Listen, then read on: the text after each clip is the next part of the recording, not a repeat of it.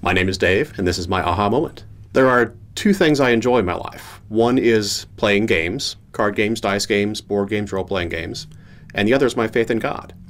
I had been going to game conventions around the country with tens of thousands of attendees, and every time I was there, on Sunday morning, I would miss my church, and I would either sit there with a Bible in my room, read a little bit, and pray for myself for a while, by myself for a while, or I would look for a local church and go attend that. My aha moment came when I realized I could combine these two and hold a church service for gamers at these conventions. So now for 7 or 8 years at game conventions around the country, I organize a church service.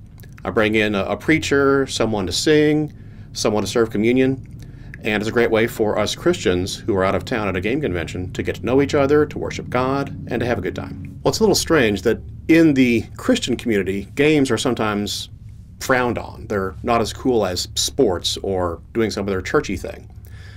But those of us who like games, sitting around playing a hand of poker, or a game of apple to apples, or role-playing and going through a dungeon killing monsters, the Christians sometimes look at the gamers as a little weird. And likewise, in the gamer community, it can be the same way.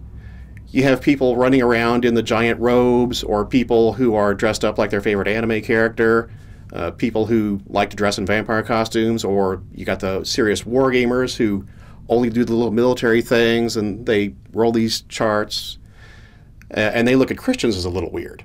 So it was kind of nice to put them together, and those of us who are Christians and gamers at the game conventions, and those of us who are gamers and Christians at our churches can combine the two communities and find the great overlap there.